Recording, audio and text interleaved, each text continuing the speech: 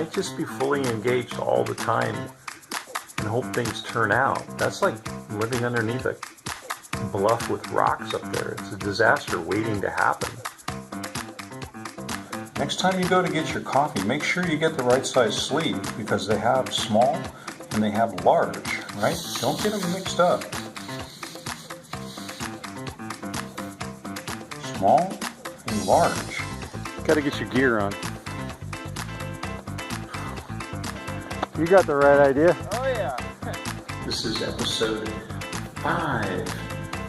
We're going to kind of recycle. Let's see what I want. We're going to revisit. We're going to review. There we go. Welcome to episode number 5 of Worth Thinking About. We're going to review. We're going to review. That means kind of rethink. But I want to start you off with some Gary Larson cartoons, because they used to sit on my desk for a decade probably. Each year he would put out a calendar, and here's a bit of the humor of Gary Larson to get your brain thinking.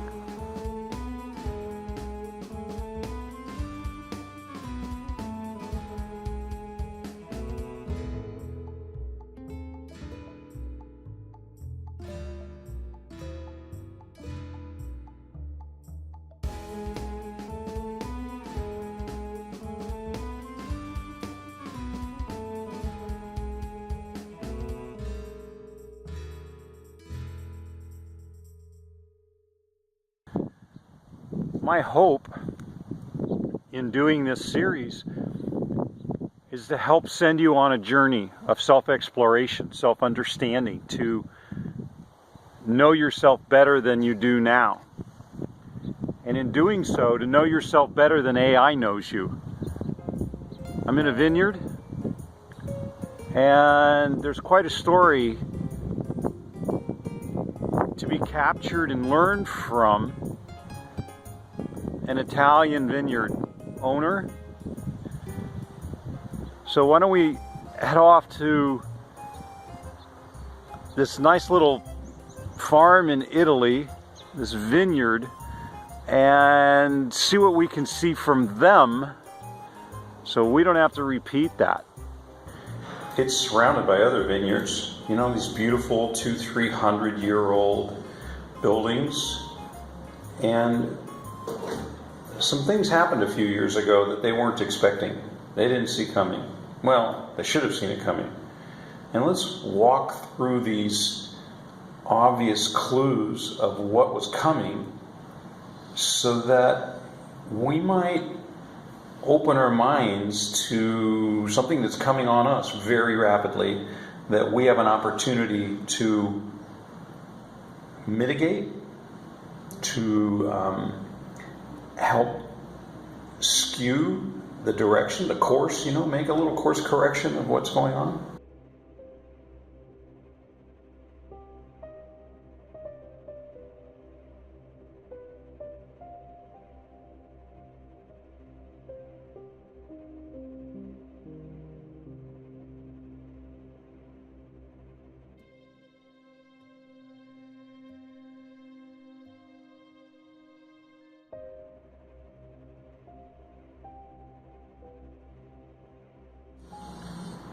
First thing I want you to notice is that there is a huge boulder in the middle of their vineyard. And ask yourself, which one was first? I think the boulder was there first. And then they built the house and the barn, but somebody had to sell them the land. And I'm sure that somebody would have gone, what's with that big boulder? And I can just see the realtor going, oh, that boulder, that's been there forever. Don't worry about that. Oh, okay. And just let it go. So the boulder's laying in the field. You build a house and barn. You build a vineyard. And then one day, another boulder comes down and destroys your barn. Didn't see that coming. To study history means to watch the spinning and unraveling of those webs, and to realize that what seems to people in one age the most important thing in life becomes utterly meaningless to their descendants. In episode 1, we talked about scotomas and blind spots, and you can see from the vineyard there was a significant blind spot. That boulder was ready to go any decade. That'll never happen to me. Lots of interesting things are going to happen to you that you just didn't think would ever happen to you. Part of this process of creating a story is to try to make it simple. And it's nearly impossible. It's if you try to make it like you see in professional television, good luck. I mean, do you see the ladder? Do you hear the dog barking? How about the train going through the gorge? Or little gusts of wind that come? Or you just straight up forget what you're going to say because there's so much going on? Or the sun will come out? Or you shoot it in a location where the sound echoes like I did yesterday. I'm trying to help you enjoy the process of learning.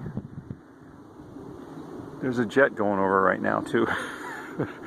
So I'm trying to help you to enjoy the process of learning this and be entertained and encourage you that you can do this. You can shoot some videos that make a difference and get into the corpus and are part of the book and are told to your grandkids. So if Ruben and June, if you're watching this, these are my first 2 grandkids.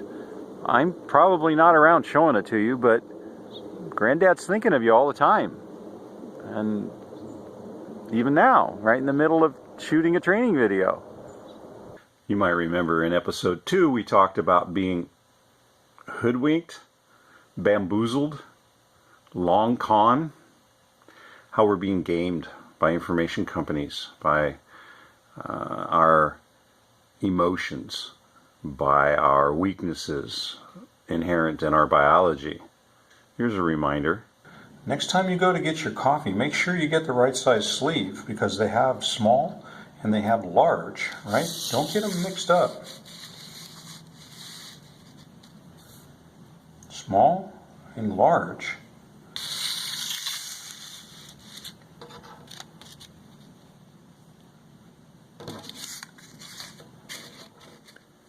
"99% of our decisions, including the most important life choices concerning spouses, careers, and habitats, are made by highly refined algorithms we call sensations, emotions, and desires."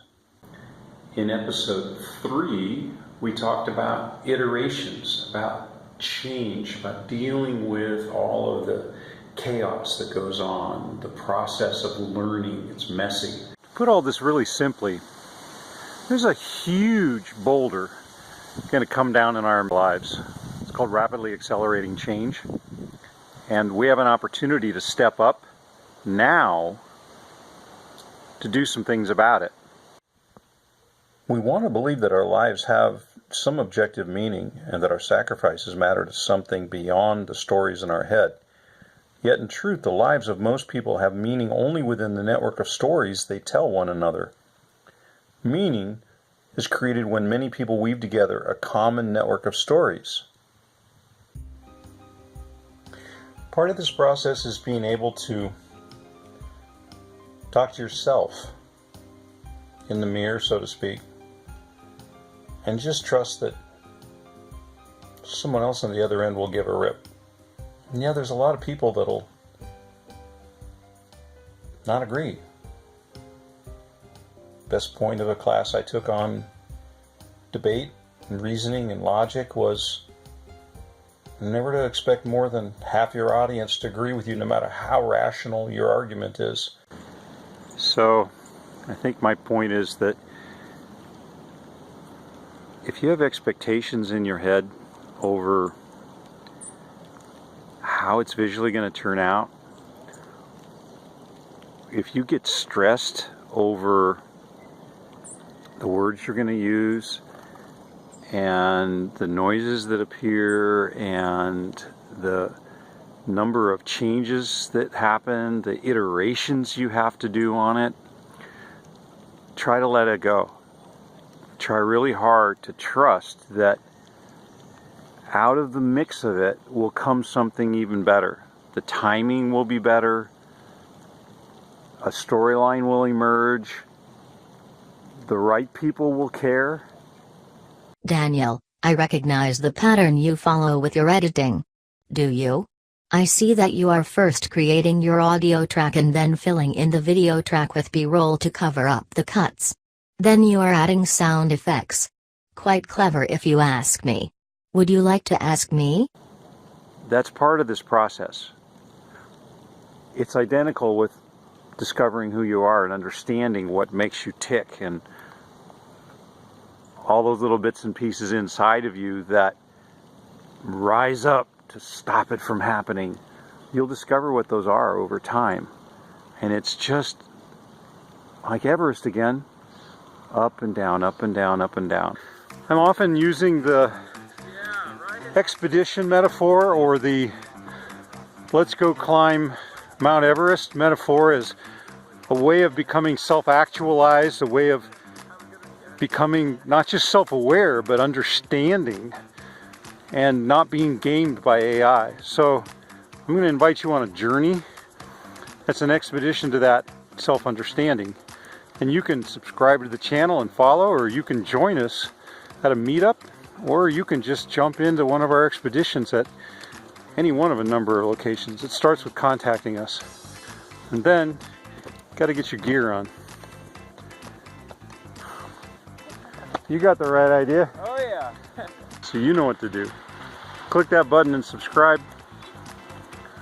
Contact us at 360 Min, ask us some questions, and pick up the dialogue on dataism and really what's coming. You might use a word called transhumanism, but we'll get to that. All right, I think it's time to go.